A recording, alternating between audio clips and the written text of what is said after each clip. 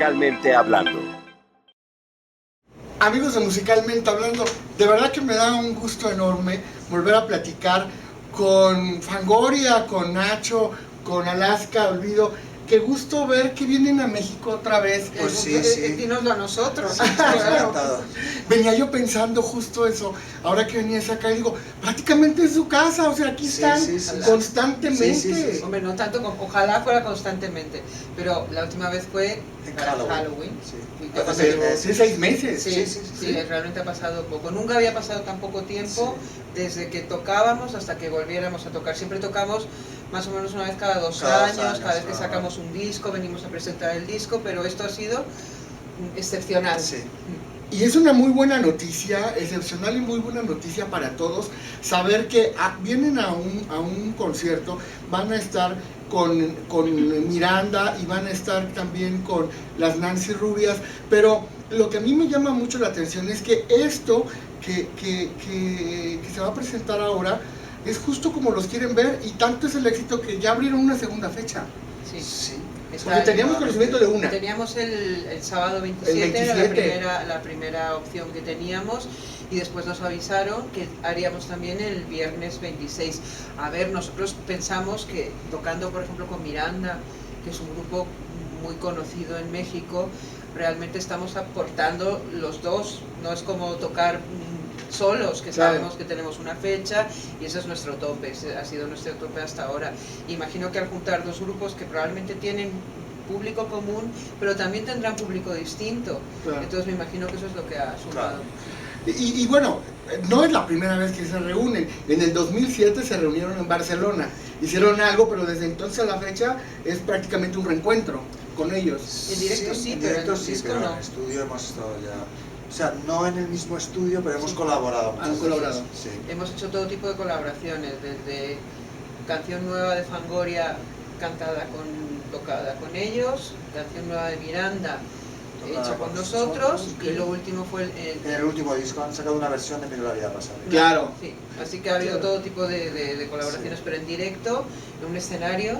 En Barcelona, en el 2007. Madrid y en Valencia, fueron 3 o 4 fechas, también no me acuerdo. Y en Barcelona 2 días exitosísimos. Sí, lo grabamos grabados. Hay un DVD, ¿no? Sí. Formado ahí. Sí. ¿Qué va a haber en esta reunión? ¿Qué van a ver los mexicanos ahí? ¿Qué pretenden? Un concierto de cada grupo, o sea, lo que no creo que nosotros hagamos es juntarnos los tres a hacer algo, eso no. Cada uno tenemos nuestra personalidad. Un concierto, como un festival, de 3 grupos que estéticamente tenemos muchas referencias. Sí. Y lo que ocurre cuando nosotros tocamos allá en un festival, en festivales, que es que piensas en un repertorio que sea acorde para la gente que te conoce, pero también para la que no te conoce. Entonces basas un poco el repertorio no en como cuando venimos aquí que presentamos el disco nuevo, tocas las canciones del disco nuevo, no. Tocamos básicamente solamente los singles, las canciones más conocidas de todas nuestras etapas, para la gente que es fan nuestra, pero también para la que no lo es. Claro. Analizando un poco y revisando un poco cómo la industria musical ha cambiado tanto, cuando decimos Alaska, cuando decimos Nacho, cuando decimos Olvido, cuando decimos Ni tú ni nadie, y tantas canciones que han dado al mundo musical, de verdad que no solo son admirables por lo que les tocó vivir, sino también por lo que consiguieron hacer. ¿Y qué consiguieron hacer? Y probablemente, ¿qué consiguieron hacer? Consiguieron que mucha gente de mi generación, de nuestra generación, de los años 80, pudieran utilizar de bandera lo que no nos habíamos atrevido a decir, lo que no nos habíamos atrevido a expresar. Sí, claro, yo creo que están reconocidos, y lo tengo que decir, las letras y tu lucha cuando venías a México, y inicialmente te juzgaron tanto, porque te juzgaron muchísimo, Alaska. Yo me acuerdo que te querían crucificar. ¿Estás de acuerdo? Hay un diario, ¿dónde fue? De Perú, que decían, es satánica y travesti. Sí, no, era satánica. Es un hombre. Era un hombre vestido. Es un hombre bajito. Es que acuérdate que en esos entonces en México no podías presentarte a cantar en cuero, porque era una rebeldía. Era una rebeldía, tú lo batallaste, bueno, tú lo sufriste. Y curiosamente, que eso nos llamaba a nosotros mucho la atención, también nos decían que por cantar en español, Sí, y no en inglés. Y no en inglés. Claro que es, si aquí hablan en español, porque no van a cantar en español, porque van a cantar en inglés. Claro. Eso, mucho cante, los que hablan en castellano pero cantan en inglés. Sí, pero, sí, pero luego mira lo que pasó en España en los Sí. 90, que todos los grupos que Empezaban salían a cantar en cantaban en inglés, inglés, y era como sin absurdo. saber hablar inglés, Inglés, sí. todo hay que decirlo. Pero sí lo consiguieron, sí lo hicieron. Ustedes no lo percibieron así, no te dabas cuenta que en realidad No. ibas contracorriente. Sí, pero tú no piensas eso cuando tú... A ver, tú sabes que no eres un artista remasivo, que le va a gustar a todo el mundo, que a lo mejor no va a no ofender a alguien, pero no lo piensas, no lo puedes pensar, tienes que hacer y nada más. No sé, tú no, es muy distinto vivirlo. Claro, claro. Tú nunca piensas que vas a ofender a nadie por hacer Claro. lo que a ti te gusta, porque si a ti te gusta, piensas, pues le gustará a estos señores Claro. también. Claro. Que después hay gente que no, pues bueno. Claro. Y desde luego, si tú desde pequeñito vas hablando en español, lo que no se te ocurra es ahora voy a cantar en inglés, pues no, cantarás en tu idioma. Eso sí que yo nunca lo entendí, lo de rock en español. Porque ¿en qué vas a cantar si no? Claro, en tu idioma. Claro. Por supuesto. Pero es que fíjate, y lo dicen muy bien, lo que pasa es que a mí me tocó vivirlo y a mí me tocó sentirlo, y a mí me tocó ver a la gente como yo, que de repente iba en los carros abiertos cantando a todo volumen o gritando a todo volumen, ¿a quién le importa un montón ni nadie? O cómo pudiste haberme hecho eso a mí, o cosas por el estilo. Digo, jamás alguien iba a atreverse a decir en una canción, lo volvería a hacer, volvería a matarte, ¿no? Ya. O sea, Bueno, no, eso sí. no, era Bueno, eso imposible. sigue siendo así, ¿eh? Sí. Porque si tú ves los cantantes de mucho éxito, estos siempre es el amor, el corazón, siempre son de chicos que les ha dejado la chica, y que, porque si fuera un chico que le ha dejado otro chico, dices, bueno, mira, pero no es siempre chico que le ha dejado la chica, entonces te juro, Sí. mi amor, mi corazón. Lo que sí pasó con el pop de los 80, algún pop de los 80, tanto en español como en inglés, es que empezó a haber un concepto de pop que no necesariamente era el pop infantil o para niños o de galanes que tienen canciones pop de amor. Sí. Empezó a haber un tipo de letras probablemente más ácidos, más basados en el cine, en la serie B, en los cómics, o en otro tipo de vivencias. Y estoy pensando en los Pet Shop Boys, que es un tipo de pop con unas letras que no son necesariamente de pop, o nosotros que tenemos otras referencias. Por ejemplo, nosotros más que te amo decíamos te odio. Claro. Es que también es una cosa pues que mucha gente piensa, pero nadie lo decía, era eso, te amo, amo, amo, odio. También existe el odio, y el odio mueve montañas. Porque ¿qué es lo que más hay ahora en el 2015? Guerras. Sí, claro. Pero por todas partes, ¿y eso qué es el odio? Entonces, como una cosa tan importante en el mundo de hoy, que es el odio, nadie le canta. ¿Qué tienen ustedes que la gente les permite que lo digan y disfrutarlo y cantarlo y gritarlo? No creo que tengamos Nosotros tanto- no pedimos permiso. Yo sí sé, eso es muy bueno, Claro. eso es muy bueno. Nosotros lo hacemos y bueno. Y te puedes llevar una patada o un aplauso, pero tú Claro. pero tampoco es tampoco es como un acto rebelde de voy a hacerlo para ver qué provocar. provoco. No, Tú no tienes afán de provocar, pues eso, tú si sales en un disco con una sierra eléctrica y medio en cueros, no es para provocar, es porque a ti te gusta la serie B de los años 50, tienes esas referencias y te parece que eso está muy bien. Claro. De repente surge una polémica, el disco, por ejemplo, esa portada no salió en México. No, O el disco No es pecado de Dinarama, Claro. que yo creo que la que sacaron aquí Era era mucho peor, más era mucho más fuerte, escandalosa. porque era como de cuero, como una dominatrix, Sí, con un sí, látigo. con un Digo, látigo. a mí me parece más fuerte Además está esta. muy bien para el no es pecado. Sí, Era sí, perfecto. sí. Claro. Pero bueno, que nunca sabes a quién vas a gustar o a ofender. Fíjate que ahora que he tenido la oportunidad de entrevistarlos y de conversar con ustedes, lo que siempre me he preguntado es ¿cómo te alimentas tú en la parte conceptual, visual y vocal, inspiracional, para decir las cosas y tú para escribirlas? O sea, leen, ven las situaciones, Sí. ¿cómo le Pues hacen? leemos, vemos las situaciones.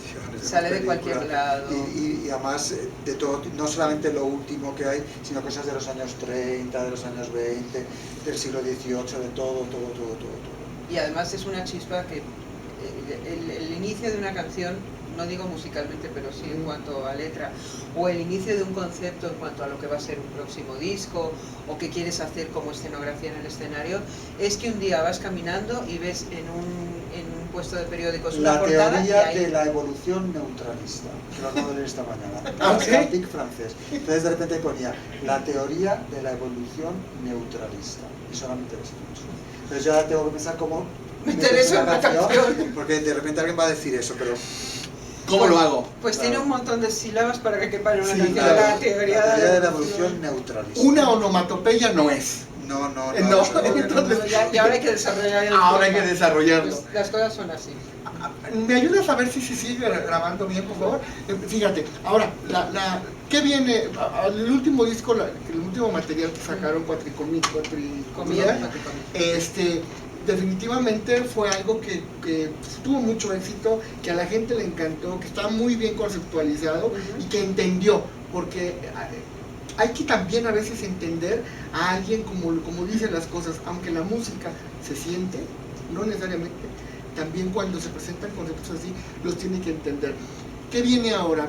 ¿Próximamente piensan tener algo, algún material o algo? Sí, ya lo tenemos todo pensado. Lo grabamos ahora cuando volvemos a España lo grabamos y en Londres en octubre-noviembre y en febrero. Nosotros antes, la manera de obligarte a hacer las cosas es decir, ¿cuándo sale el disco? Y decimos, en febrero. Y entonces no hay vuelta atrás, o sea, lo tenemos nosotros febrero, mismos, nos ponemos la fecha para... Vamos, que ahora volvemos, ya nos hacemos las fotos de la portada y todo. Sí, claro. Sí. Ya estamos en proceso disco. Sí. Muy esperado, porque la verdad es que de la gente que marcó época en los años 80, definitivamente ustedes están en la lista y ahí en los primeros lugares, porque siempre hay un antes y un después del pop, de ese pop que muchos esperaban y que la generación disfrutó tanto y se escudó tanto en él. Y ahí está Nacho y ahí estás tú, definitivamente. Yo me acuerdo cómo batallabas, yo me acuerdo cómo sufriste y probablemente tú no lo sentías porque llegabas, venías a México y te ibas, ¿no? Pero es que pasaba lo mismo allá, ¿sí? ¿Qué te crees? Sí. No, es que aquí somos más cerrados, tenemos más inmaduros en eso. ¿Tú sabes cómo eran nuestros primeros conciertos? Sí. Que la gente se nos quedaba mirando y luego se iba. ¿En serio? Y de hecho cuando tuvimos nuestro primer éxito que fue Bailando, nos decían, no, es que ustedes tienen que tocar Bailando la última y así aguantan al público. Y dijimos, ¿para qué los vamos a aguantar si no les gustamos? No tocábamos la primera. Se iba. Y así ya se podían ir y se quedaban nada más los que tenían interés. No hay que obligar tampoco a las personas. Claro. ¿Y se disfruta igual? ¿Se siente? No, hombre, no porque... se disfruta igual. No, hombre, es otra cosa, porque tú eres como... Es lo mismo que con los grupos punks ingleses. Que es como el odio es una función. Entonces, si tú estás viendo que provocas odio, te entra energía, pero es energía negativa, en el fondo. Claro. Porque estás como a que no te gusta, pues ahora sigo aquí. No, es muchísimo mejor decir, le estoy gustando, qué bien me lo estoy pasando. Eso siempre no tiene comparación. Claro. Sí. Pero yo nunca había escuchado a un artista que dijera, bueno, que nos escuchen y que se vayan. Claro, ¿no? ¿Para qué nos voy a tener sombrero? ¿No? Es que no le vamos a gustar a esa señora. Date cuenta que nosotros éramos como muy marcianos, llegamos a un pueblo y venía todo el pueblo a vernos, venía a ver a los marcianos. Claro. Entonces los marcianos le tocaban la canción que ya conocían y después las señoras cogían las sillas, se levantaban y se iban. Se llevaban a los niños. Entonces se quedaban las primeras filas, que eran nuestros fans y nos veían. Pero el pueblo entero se iba porque ya decían, bueno, ya está. Qué cosa más rara, vámonos. Claro, donde no se van a ir seguramente va a ser el Teatro Metropolitano 26 y 27 y ahí sí está garantizado que no se van a ir. Gracias. ¿Cómo se van a ir? Claro. Porque Fangoria, Nancy Rubias y Miranda. No. Ahí tienen tres grandes de la música, tres grandes razones para quedarse y disfrutar. Es Fangoria, es Alaska, Olvido, es Nacho, que le agradezco mucho siempre su atención. Es musicalmente. Gracias a ustedes. Gracias. Me despido no sin antes recordarles lo que siempre les digo. Si conocen a alguien que no guste de la música, tengan cuidado porque seguro algo esconde. Hasta la próxima. Bueno, gracias.